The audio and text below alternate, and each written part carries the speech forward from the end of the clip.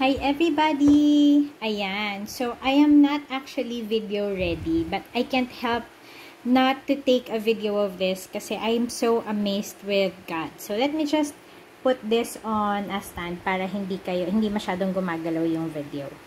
Anyway, so I have this prayer cards. I think somebody gave this to me. A friend gave this to me. I just forgot who was it, but thank you very much for these prayer cards. So, itong mga prayer cards na to, meron siyang mga Bible verses sa likod.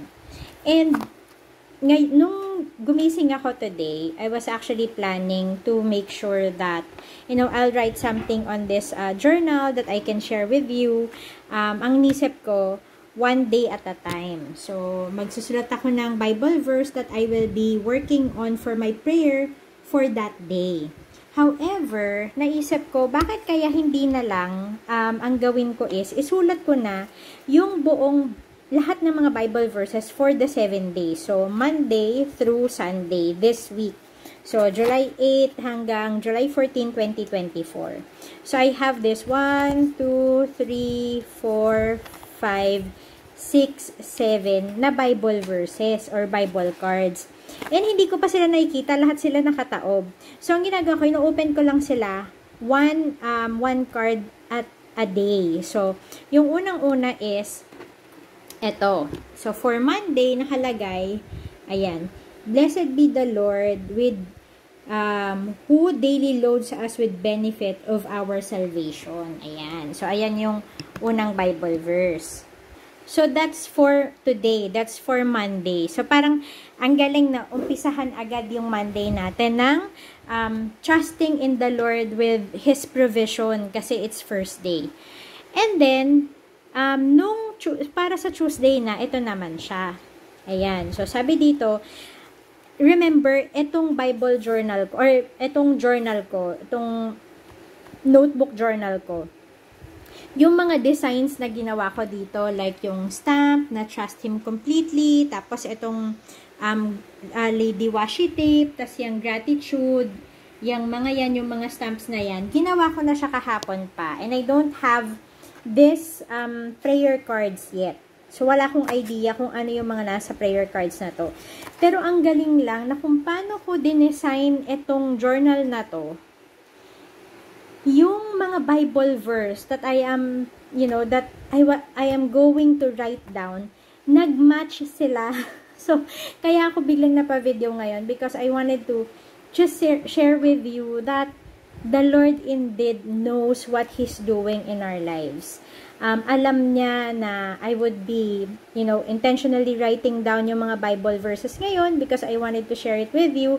And as well as, yun yung gusto kong gawing devotion for every day, yung prayer that I will share in our group page, diba?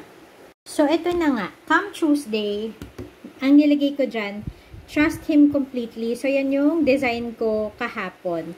And then, ito yung Bible verse na nakuha ko sa prayer card. Ang sabi dito, commit to the Lord whatever you do and your plans will succeed. Proverbs 18:3.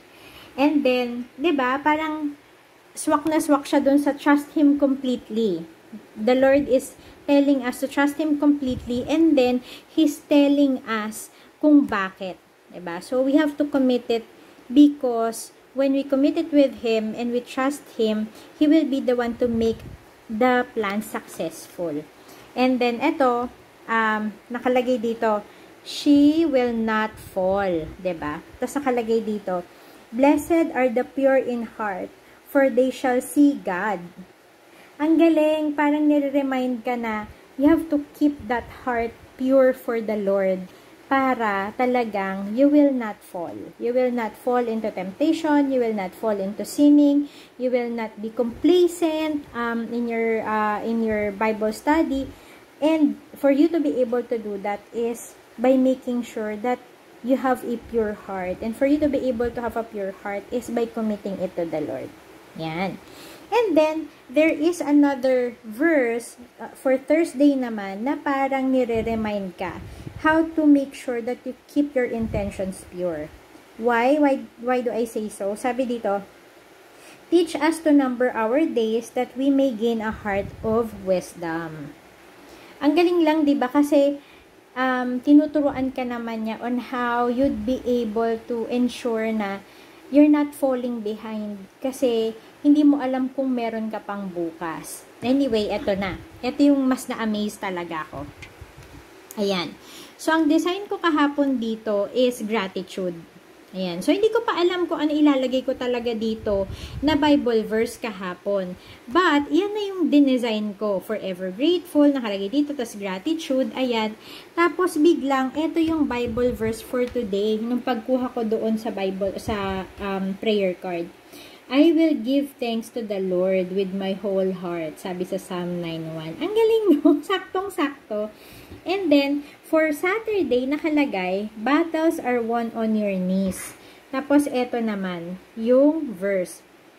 Blessed is she who has believed that the Lord would fulfill His promises to her. Luke chapter 1, verses 45.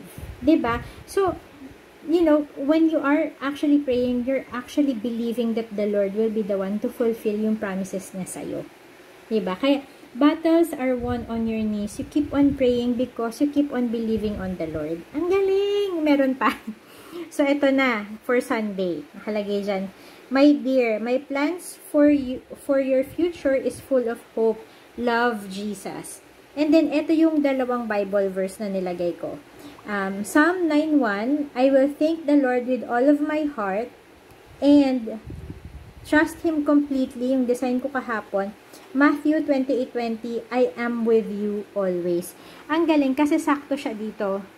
It's as if I'm already claiming this promise of Jesus na He has a very good plan in my future. And that's why I am thanking Him, and the Lord is telling me that because He has a plan for my future that is full of hope, that He will be with me always.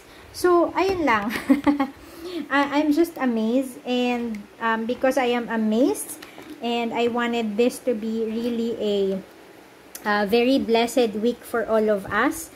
For all of us na wanted to journey together into our Bible journaling.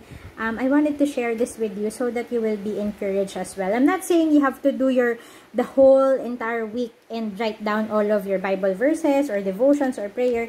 Do it one day at a time if that works for you, right? Sa akin ngayon, usually, day by day ko rin siya ginagawa. It's just that, you know, the Holy Spirit is actually prompting me to do this today, this way, na sinulat ko na yung buong week. Yun pala kasi, there is something in there that I would be amazed again by God, that He will surprise me on how He will show me na siya talaga ang nag-orchestrate ng lahat. And that if it's about Him, if it's about our walk with Him, that He is the greatest orchestrator of everything. Hindi niya sinusupersede yung free will na binigay niya sa atin. It's just that the Lord is showing us that He means well, and that whatever plans that we have, He's actually overseeing it if that plan is actually the purpose of our life coming from Him. So, yun lang. I hope that you'll have a great rest of the week, and, you know, have a blessed day, everybody, today, and I hope that you'll have a great Monday, and I hope that, you know, you will be productive, you will be consistent on your walk with God this week. So, bye, everybody!